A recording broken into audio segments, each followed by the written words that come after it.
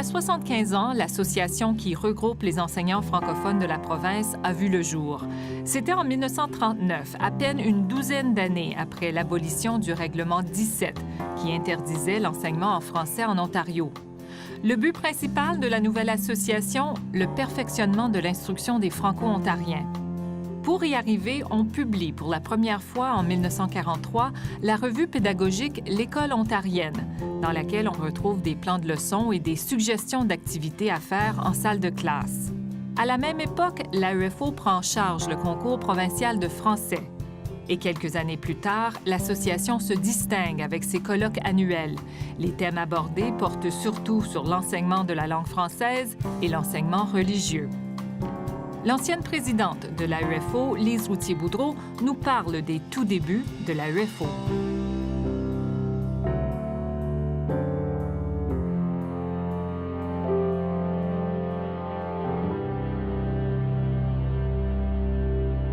Lise Routhier-Boudreau, bonjour. Bonjour, Gisèle. On souligne les 75 ans de l'AEFO. L'AEFO a donc vu le jour en 1939. Qu'est-ce qui se passait dans le monde franco-ontarien en éducation en 1939?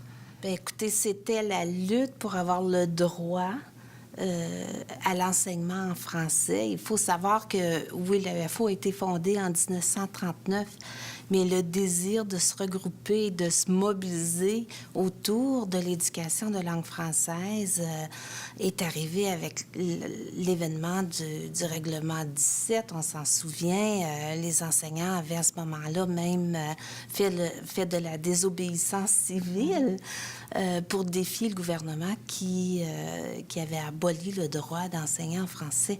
Alors, l'AEFO a fait partie de tous les débats, profiter de toutes les tribunes pour être en mesure de revendiquer le droit à cette éducation de langue française. Justement, quelles étaient les inquiétudes ou les craintes qu'on avait par rapport à l'éducation franco-ontarienne à cette époque-là? C'était une lutte continue pour avoir accès à du matériel pédagogique, pour avoir accès à de l'appui, à de la formation. Alors, l'AEFO, à ce moment-là, était en mesure d'offrir ces services-là. Et c'est comme ça qu'on a d'abord commencé à définir notre mission. C'était beaucoup plus pédagogique que axé sur les conditions de travail, même si l'un ne va pas sans l'autre, finalement, parce qu'un enseignant compétent, qui est bien outillé, qui est heureux, évidemment, on aura des élèves plus performants et plus heureux. Il y avait l'École ontarienne. C'était oui, la revue de l'AEFO. Pédagogique, oui, pendant des années, où on faisait la promotion du besoin d'un système d'éducation de langue française.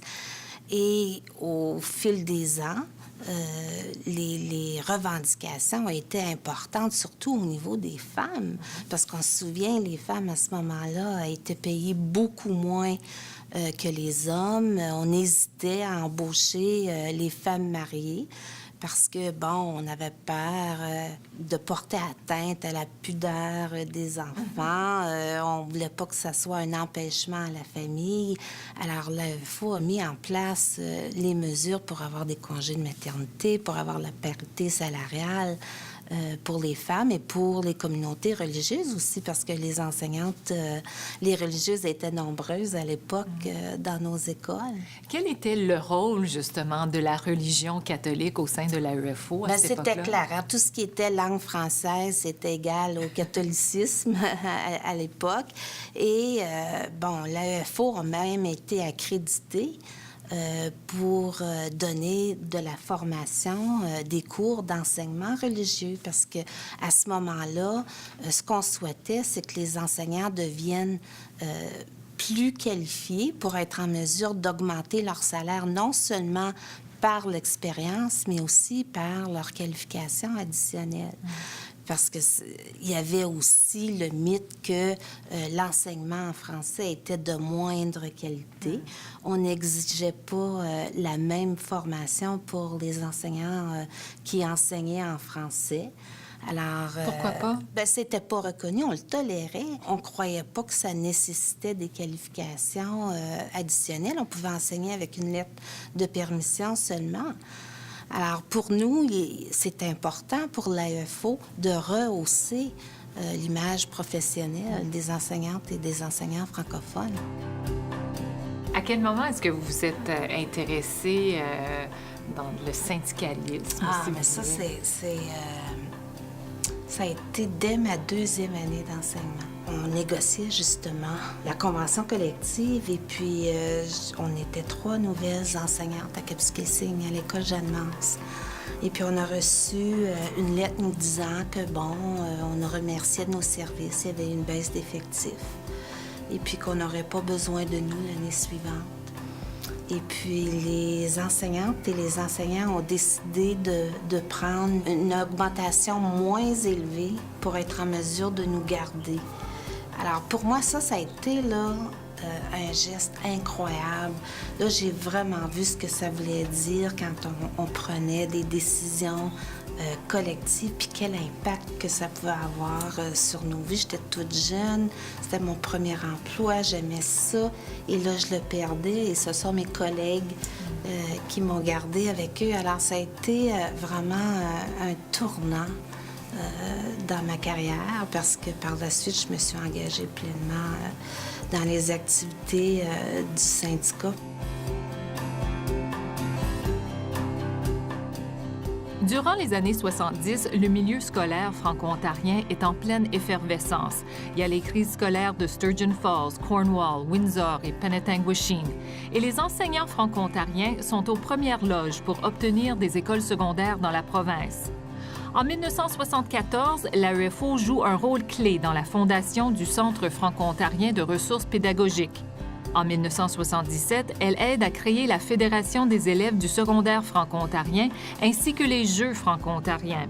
Peu importe l'organisme ou l'événement, l'AEFO est là pour guider et pour soutenir. Jacques Schreibert a vécu ces grandes années. Il a été directeur général de l'AEFO des années 70 aux années 90.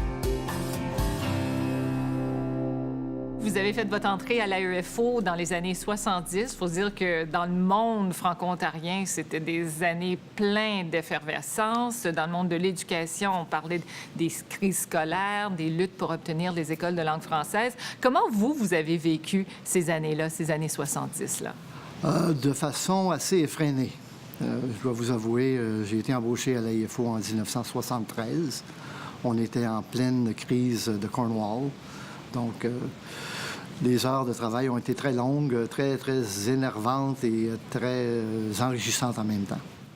Quelle était la raison pour laquelle les enseignants se sont impliqués dans ces luttes-là? Parce que, c'est un peu les parents, les élèves. Quel était le rôle des enseignants? Le rôle des enseignants dans les années 70 était beaucoup plus que simplement faire de l'enseignement. Les enseignants étaient impliqués avec les conseils scolaires. Ils voulaient que les choses changent et on les retrouvait un peu partout là, dans ces crises-là. Alors, c'était une époque où les gens étaient engagés, les enseignants étaient engagés dans l'ACFO, ils étaient engagés dans le mouvement des caisses populaires. Alors, c'était très agréable de les voir un peu partout, puis ils voulaient que les choses changent. Mm-hmm. Une des choses que l'AEFO a aidé à mettre sur pied durant cette époque-là, c'était le Centre franco-ontarien de ressources pédagogiques. Parlez-nous du besoin qu'il y avait pour un tel centre à cette époque. Oui, c'est intéressant parce que à cette époque-là, on se posait beaucoup de questions sur le professionnalisme versus le syndicalisme. Et le Centre franco-ontarien est un peu né de cette controverse-là parce qu'à un moment donné, autour de la table du comité exécutif de l'AEFO, on s'est dit pourquoi est-ce qu'il faut, nous autres, développer le matériel pédagogique dont on a besoin pour enseigner? Dans les écoles anglaises, on leur fournit le matériel pédagogique. Pourquoi est-ce qu'il faut développer partout dans la province des nouveaux programmes? Un conseil scolaire développe un programme pour la 5e année d'enseignement des mathématiques, puis il le garde pour lui parce que c'est son équipe qui l'a développé, puis c'est la perle, et puis on ne la partage pas. Alors, de façon importante, l'AIFO s'est engagé à rencontrer les surintendants, à faire des rencontres avec les gens des conseils scolaires et à promouvoir l'échange de matériel pédagogique qui était développé à droite et à gauche. Je vous entends parler, puis j'entends peut-être que ça a été difficile d'entamer ce partage-là. Je pense que ça a été... Non, ce serait pas juste de dire que ça a été difficile. Une fois que les gens qui étaient responsables du développement des programmes se sont rencontrés puis ont réalisé comment ils pouvaient collaborer davantage ensemble, ça s'est fait relativement facilement. Mais non, c'était un beau projet, le Centre franco-ontarien. C'est devenu quelque chose de très grand puis justement, de très utile. Qu'est-ce que ça vous fait de voir l'ampleur que ce centre-là a pris, pas juste en Ontario français, mais partout au pays? Oh, bien, pour moi, c'est une fierté parce qu'on a participé à sa naissance et on l'a vu grandir. Et enfin, les conseils scolaires et après le gouvernement ont réalisé que c'était sa responsabilité de fournir aux enseignantes et aux enseignants franco-ontariens le matériel dont ils avaient besoin et aux élèves franco-ontariens le matériel dont ils avaient besoin. Et ce, à grand prix parce que ça coûte plus cher. Parlons des élèves franco-ontariens, parce que je sais encore une fois que l'AEFO a été impliquée dans la mise sur pied de la FESFO, dans la mise sur pied des Jeux franco-ontariens. Disons que les gens qui étaient autour de la table du conseil d'administration de l'AIFO, les gens qui étaient dans les cadres supérieurs de l'AIFO, au conseil d'administration, voulaient que l'AIFO joue un rôle important dans le développement de la communauté franco-ontarienne. Et ça voulait dire s'impliquer. Alors, c'est comme ça qu'on est devenus un peu les parrains de la FESFO. Les Jeux franco-ontariens, c'est une idée qui nous est venue à un moment donné d'une de nos unités. Je ne me souviens pas si c'est celle de Cornwall ou de Sudbury ou c'était en collaboration avec la FESFO, mais il fallait organiser des Jeux. Alors, on a organisé les premiers Jeux franco-ontariens, mais c'était à ce moment-là seulement des Jeux sportifs. Je me souviens, je pense que les premiers étaient dans la région de Plantagenet, puis les deuxièmes étaient à Cornwall. Est-ce que ça arrivait souvent qu'un membre du personnel était affecté à des tâches qui n'étaient pas du tout dans ses cordes, dans son arc? Ah oui, il y a eu plusieurs circonstances où tout le monde a dû mettre la main à la pâte pour faire des choses pour lesquelles on n'avait pas vraiment été embauché. Je me souviens en 1975, entre autres, quand on avait dû faire une collecte additionnelle de fonds pour soutenir les enseignants d'Ottawa qui étaient en grève. Alors, on avait fait le tour de la province pour recueillir 15 $ par personne. C'était énorme dans ce temps-là. Pensez-vous que tout ça, cet engagement-là, se ferait aujourd'hui? Je pense que ce serait difficile de retrouver ce même dynamisme-là, mais je pense qu'il faut continuer à avoir une vocation un peu de développement de la communauté franco-ontarienne. Mieux la communauté franco-ontarienne va se sentir, bien, plus nos écoles vont être vibrantes, plus elles vont grandir. Et maintenant que l'association représente aussi du personnel syndiqué autre que dans la salle de classe, ce serait avantageux pour elle d'être plus engagée, se faire mieux connaître et encourager d'autres groupes à venir se joindre à elle.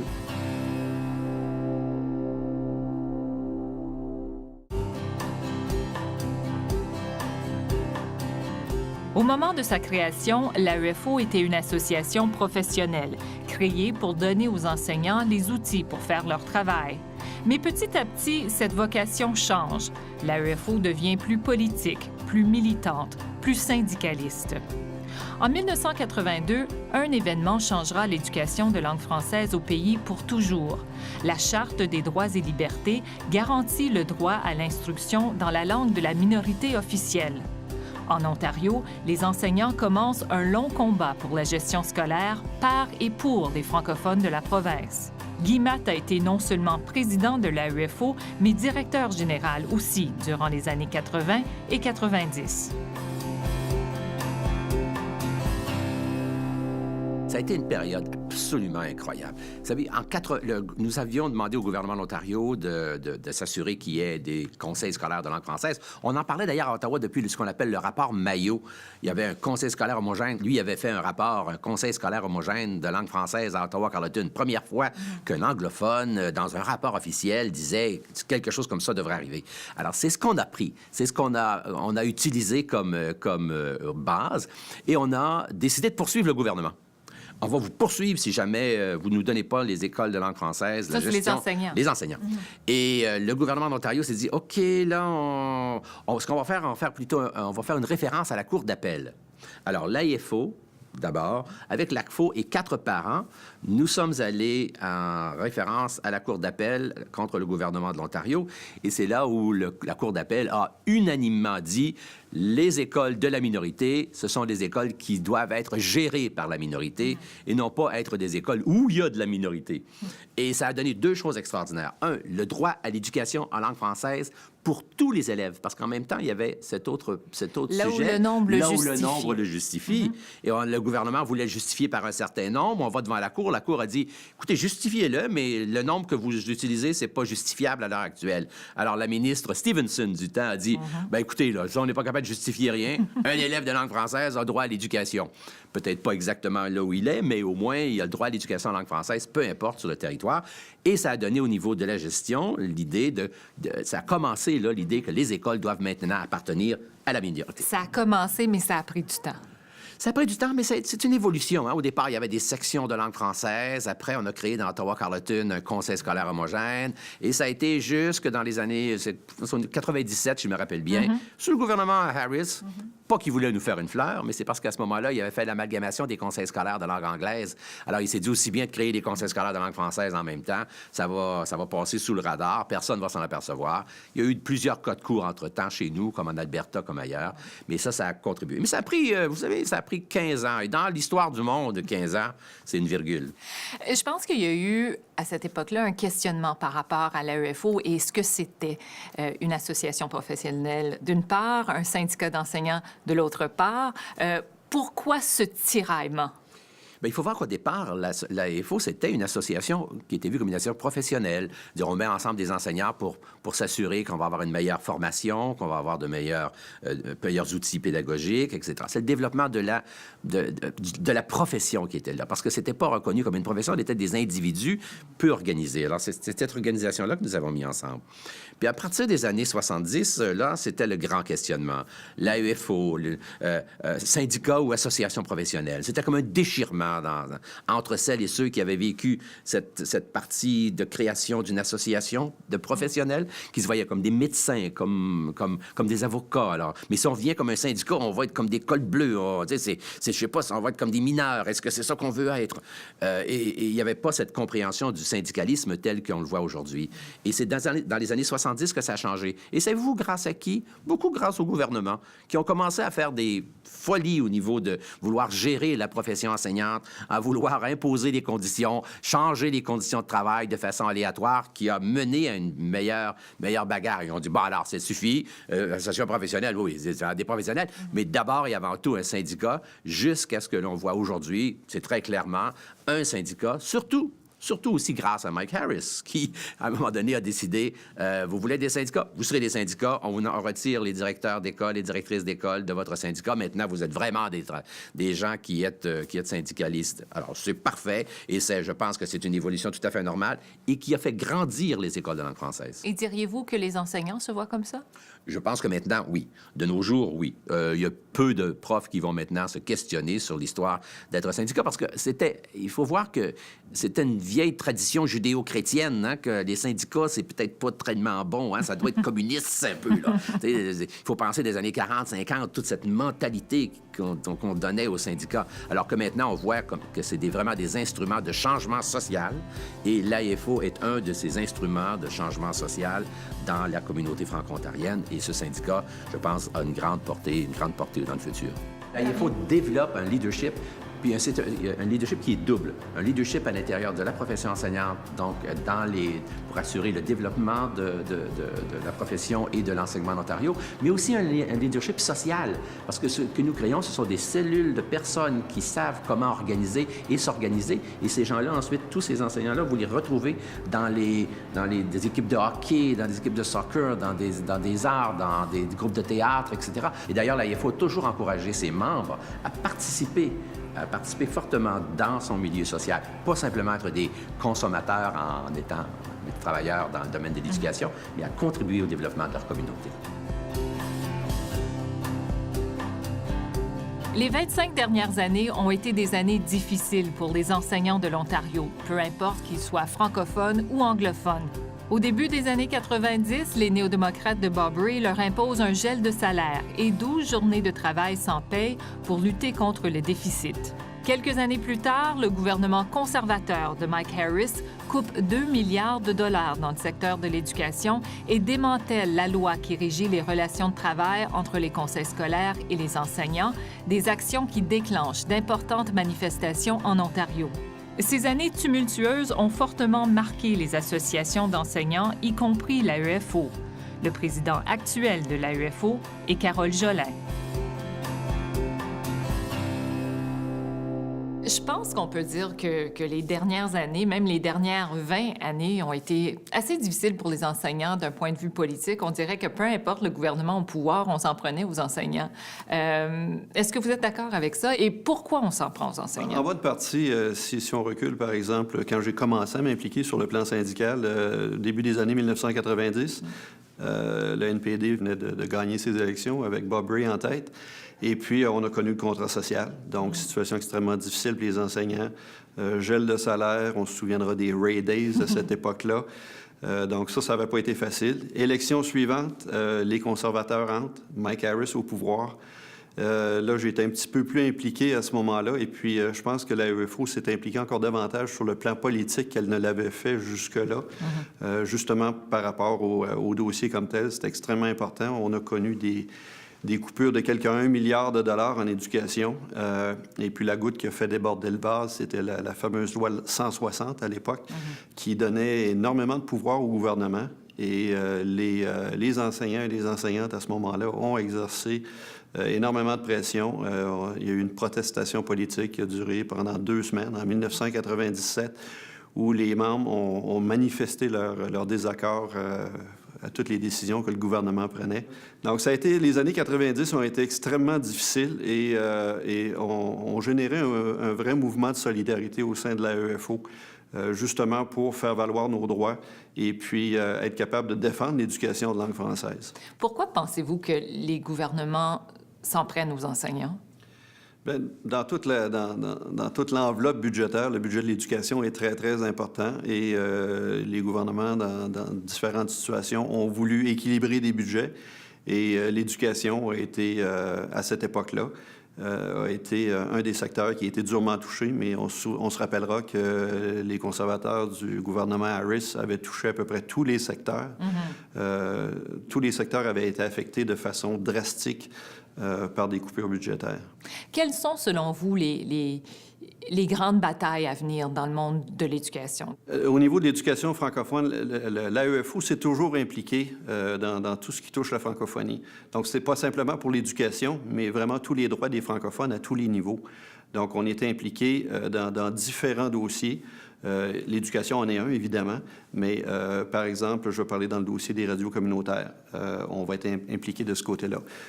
On travaille avec... on a des membres qui sont non-enseignants. Par exemple, le Centre psychosocial à Ottawa. Donc, on est impliqué dans le dossier de la maladie mentale des enfants. Donc, ce sont des dossiers en français qu'on veut faire fonctionner justement pour améliorer la qualité des services pour nos jeunes francophones et nos communautés francophones en général. Donc, on a une mission sociale qui déborde du cadre pédagogique ou de la représentation et de la défense de nos membres. Et dans la salle de classe? Dans la salle de classe, je dirais le défi principal dans le moment, c'est la lourdeur de la tâche. Je discutais récemment avec des présidences locales et on m'a dit il y a énormément d'initiatives qui ont été amenées au cours des dernières années, initiatives qui ont été amenées parfois trop rapidement, où on n'a pas le temps d'en assimiler une, qu'il y en a une autre, puis une autre qui arrive. C'est extrêmement lourd sur la tâche des enseignants et des enseignantes. On s'en va vers un enseignement qui est de plus en plus individualisé. Et c'est important, à un moment donné, qu'on se penche sur la santé, je dirais, de nos membres par rapport à tout l'aspect de la tâche. Parlons de votre tâche. Ça fait 2 ans maintenant que vous êtes président de l'AEFO. Qu'est-ce que ça représente comme tâche, ça? C'est un travail, je veux dire, c'est très, très intéressant. Le mot, c'est vraiment intense. On est impliqué. Ce qui m'a surpris quand j'ai commencé, c'est de voir la multitude de dossiers dans lesquels on est impliqué. autant sur le plan des relations de travail, sur le plan pédagogique, en consultation avec le ministère, sur le plan politique, évidemment, parce qu'une bonne partie de mon travail, c'est d'amener des préoccupations, amener nos positions sur des dossiers à toute la partie politique. Autant sur le plan provincial, et on suit également des dossiers au niveau fédéral à travers la Fédération canadienne des enseignants et des enseignantes. Donc, il n'y a pas de temps mort où il y en a très, très peu. C'est vraiment intéressant. Je rencontre beaucoup de gens intéressants, des gens qui ont le pouvoir de changer des choses, de faire progresser des dossiers, et une bonne partie de mon travail, c'est de leur amener ces dossiers-là et de leur faire comprendre notre position et pourquoi c'est important, autant pour l'éducation que pour la francophonie. Carole Jolin, merci beaucoup. Ça m'a fait plaisir.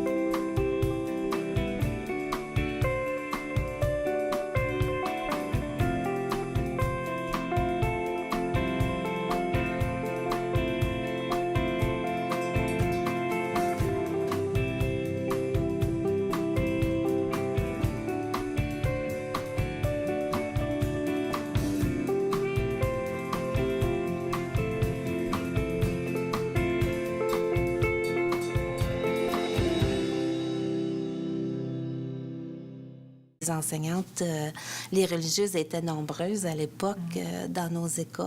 Quel était le rôle, justement, de la religion catholique au sein de l'AEFO à cette époque-là? C'était clair. Hein? Tout ce qui était langue française, c'était égal au catholicisme à l'époque.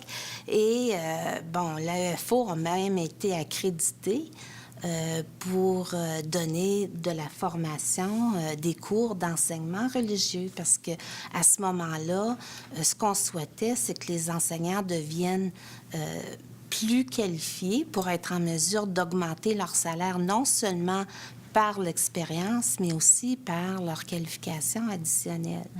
Parce qu'il y avait aussi le mythe que l'enseignement en français était de moindre qualité.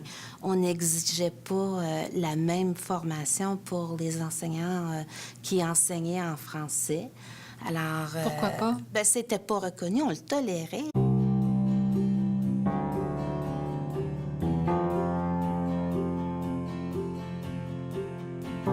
Il y a 75 ans, l'association qui regroupe les enseignants francophones de la province a vu le jour. C'était en 1939, à peine une douzaine d'années après l'abolition du règlement 17, qui interdisait l'enseignement en français en Ontario. Le but principal de la nouvelle association, le perfectionnement de l'instruction des Franco-ontariens. Pour y arriver, on publie pour la première fois en 1943 la revue pédagogique L'École ontarienne, dans laquelle on retrouve des plans de leçons et des suggestions d'activités à faire en salle de classe. À la même époque, l'AEFO prend en charge le concours provincial de français. Et quelques années plus tard, l'association se distingue avec ses colloques annuels. Les thèmes abordés portent surtout sur l'enseignement de la langue française et l'enseignement religieux. L'ancienne présidente de l'AEFO, Lise Routhier, qui avait aboli le droit d'enseigner en français. Alors, l'AEFO a fait partie de tous les débats, profité de toutes les tribunes pour être en mesure de revendiquer le droit à cette éducation de langue française. Justement, quelles étaient les inquiétudes ou les craintes qu'on avait par rapport à l'éducation franco-ontarienne à cette époque-là? C'était une lutte continue pour avoir accès à du matériel pédagogique, pour avoir accès à de l'appui, à de la formation. Alors, l'AEFO, à ce moment-là, était en mesure d'offrir ces services-là.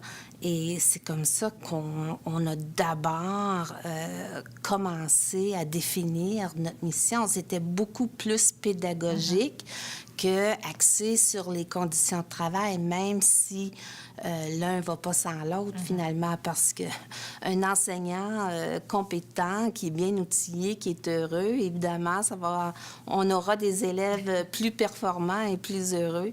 Il y avait l'école ontarienne. C'était Oui, la tout revue à fait, de la revue pédagogique, oui, pendant des années, où on faisait la promotion du besoin d'un système d'éducation de langue française.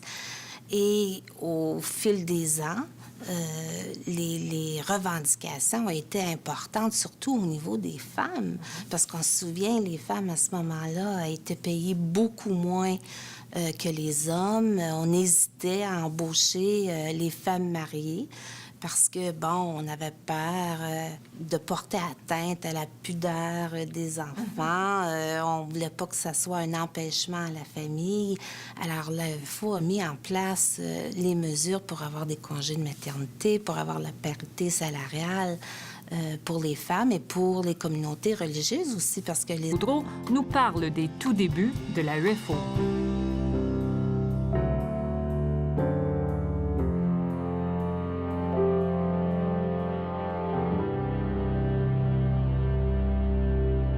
Lise Routier-Boudreau, bonjour. Bonjour, Gisèle. On souligne les 75 ans de l'AEFO. L'AEFO a donc vu le jour en 1939. Qu'est-ce qui se passait dans le monde franco-ontarien en éducation en 1939?